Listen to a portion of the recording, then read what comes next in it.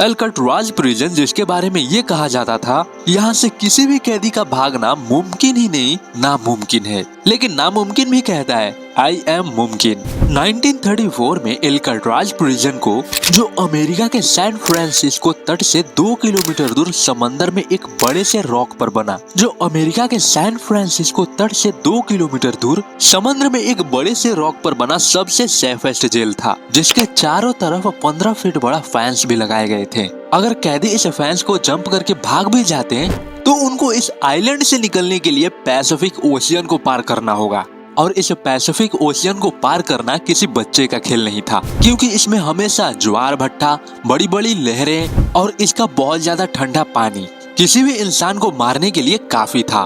But यही के 3 कैदियों ने इस नामुमकिन से दिखने वाले काम को मुमकिन कर दिखाया, जिनका आज तक पता न चल सका कि आखिर वो गए तो गए कहाँ। इस जेल में उस वक्त 1500 से भी ज्यादा कैदी रखे गए थे। उनमें से 36 कैदियों ने 14 बार यहाँ से भागने की कोशिश करी, बट हर बार वो मुंह ही खाते थे।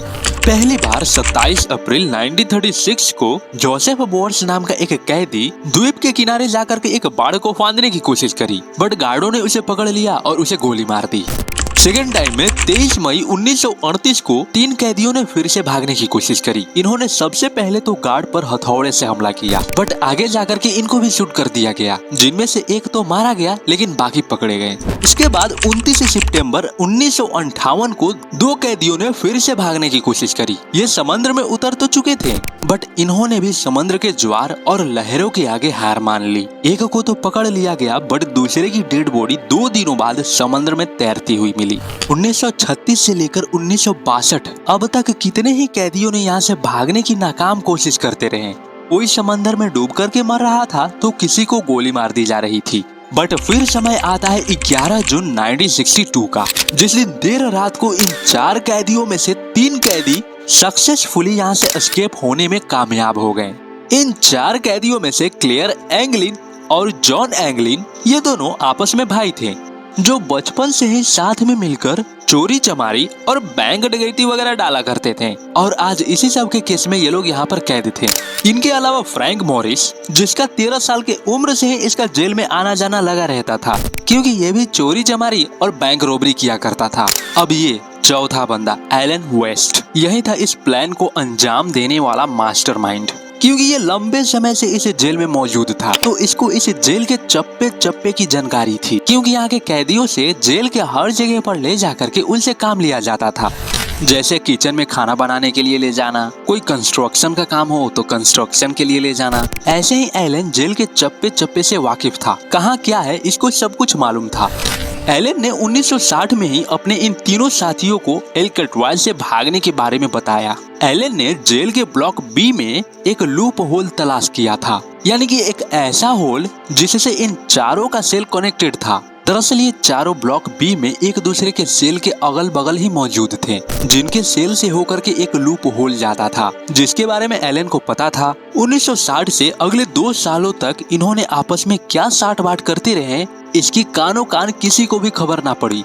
फिर इसके 2 सालों बाद 12 जुलाई 1962 को रूटीन के मुताबिक सुबह के 7 बजे सारे कैदियों को उठाया गया। सारे कैदियों की जब काउंटिंग की गई तो उनमें से 3 कैदी मिसिंग थे। तब गार्ड्स ने सारे सेल्स में जाकर के देखने लगे, तो ये देखते हैं कि ब्लॉक बी के 3 कैदी सोए हुए थे। गार्ड्स ने जब उनको उठाने की कोशिश करी, इसी दौरान ये जो देखते हैं वो देख करके ये पूरी तरह से हैरान हो जाते हैं, क्योंकि इनके सामने कोई कैदी नहीं, बल्कि इनके सामने शॉप प्लास्टर और कंक्रीट से बने डमी हेड्स रखे हुए थे, जिसको देख करके गार्ड्स को ऐसा लग रहा था कि यहाँ पर कोई सोया हुआ है। अब जैसा कि ये इतने सालों से देखते आ रहे थे कि यहाँ से किसी भी कैदी का भागना नामुमकिन है, ये इस जेल से तो निकल गए, लेकिन इस आइलैंड से कैसे निकलेंगे, वो इस पैसिफिक ओशियन को कैसे पार करेंगे। इसी बात को ध्यान में रखते हुए कि वो तीनों अभी भी आइलैंड पर मौजूद होंगे, इन्होंने पूरे आइलैंड को छान मारा। आइलैंड के कोने कोने चप्पे चप्पे को छानने के बावजूद भी उनका कहीं पर भी अता पता नहीं था। सारे अधिकारी हैरान थे, ये 3 प्रिजनर्स भागे तो भागे कैसे। अब यहाँ पर FBI और इन्वेस्टिगेटिंग टीम को बुलाया गया। ब्लॉक बी में छानबीन करने के दौरान पाया गया कि ये तीनों अपने सेल के दीवारों को काटकर लूप होल के जरिए यहाँ से फरार हुए हैं। ये इन्वेस्टिगेटर्स एक चीज देख करके और ज्यादा हैरान हो जाते हैं कि इन तीनों के अलावा एलन वेस्ट का सेल का दीवार भी कटा हुआ था, जबकि कैदी तो सिर्फ 3 ही कम हो रहे थे। यानी कि इसका मतलब साफ साफ था कि एलन ने भी भागने की कोशिश करी लेकिन वो भाग नहीं पाया। अब ये सब जानने के बाद एलन की तलाश की गई तो एलन पकड़ा गया। यानी कि इसका मतलब साफ साफ था कि एलन जो इस प्लान का मास्टरमाइंड था वहीं इस जेल से भागने में असमर्थ रहा। इससे सख्ती से जब पूछताछ की गई तो इसने सब कुछ उगलना शुरू कर दिया। इसने स्टार्टिंग से अब तक इनका जो भी प्लान था सब कुछ बताना शुरू कर दिया। इसने बताया कि इन्होंने किचन से चम्मच को चुराकर हर रोज इस दीवार को खोदा करते थे। आगे चल करके इन्होंने जेल के वैक्यूम क्लीनर के जरिए ड्रिल मशीन भी बनाया, जिसके जरिए ये लोग होल को और बड़ा करते गए। और इनका ये शोर वाला काम म्यूजिक कंसर्ट के दौरान होता था,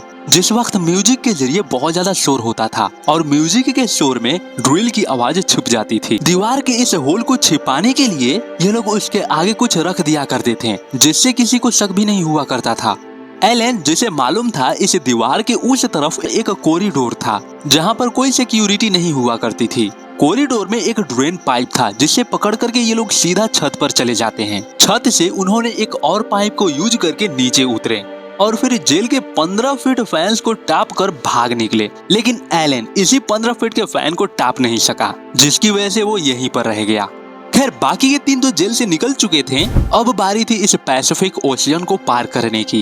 इन्होंने रबर रेनकोट को जोड़ करके एक राफ्ट भी बना रखी थी। दरअसल ये रेनकोट जेल की तरफ से ही कैदियों को दिया जाता था, जो ये बहाने बहाने से रेनकोट्स को इकट्ठा करते जा रहे थे। इसके अलावा रेनकोट से ही इन्होंने अपने लिए लाइफ जैकेट्स भी बनाए थे, जो कि राफ्ट के काम ना करने पर इन्हें डूबने से बचाने के लिए था। इसके बाद जब वो सही सलामत इस आइलैंड से बाहर निकल जाते तो प्लान के मुताबिक तीनों को सबसे पहले एल्कट्राज के नॉर्थ में मौजूद एंजल आइलैंड पर जाना था। वहां से होते हुए मेन आइलैंड पर आ जाना था, जहां पर सिक्योरिटी तो ना के बराबर थी। इसके बाद उनको वहां से कपड़े और गाड़ी चुरानी थी। इतना सब करने के बाद उनको यहाँ से गायब हो जाना था।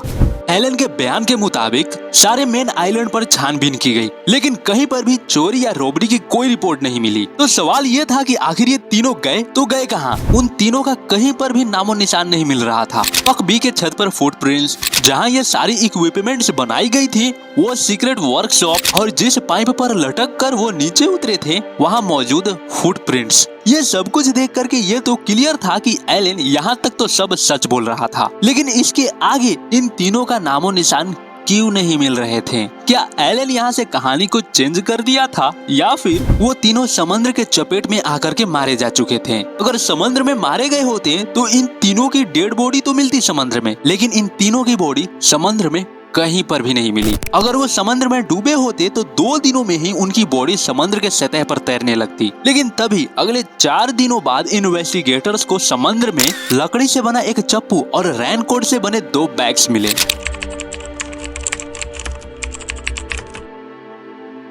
They recovered 2 of the inflatable life vests.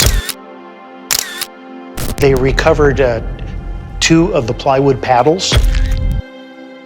This evidence was scattered all over the Bay Area, with no signs of the men. जिसमें भागे हुए कैदियों के कुछ पर्सनल चीजें थीं, जिसमें फैमिली फोटोज और लेटर्स वगैरह मौजूद थे। ये सब देख करके ये अंदाजा लगाया गया कि तीनों जिंदा मेन आइलैंड पर तो नहीं पहुंचे होंगे, क्योंकि कोई भी अपनी ऐसी चीजों को कभी भी नहीं खोने देगा। तो सवाल ये उठता है कि कई महीनों के तलाश के बावजूद भी चीजों के अलावा इनकी बॉडी क्यों नहीं मिली? और आज भी ये मिस्ट्री बनी हुई है कि ये तीनों गए तो गए कहाँ? उनके गायब होने के कुछ सालों बाद हार मान करके FBI और इन्वेस्टिगेटिंग टीम को इस केस को छोड़ना पड़ा। यहाँ तक कि इस घटने के बाद इस जेल को ही बंद कर दिया गया और आज इसे एक नेशनल पार्क के रूप में बदल दिया गया है, जहाँ लोग आकर के इस जेल को देखते हैं। खैर आई होप कि आपको ये वीडियो इन्फॉर्मेटिव लगी हो। अगर लगी तो आपसे एक छोटी सी रिक्वेस्ट है, अपना एक प्यारा लाइक इस वीडियो को डोनेट जरूर करें। बाकी मैं मिलता हूँ किसी और नेक्स्ट वीडियो में, तब तक के लिए बाय बाय।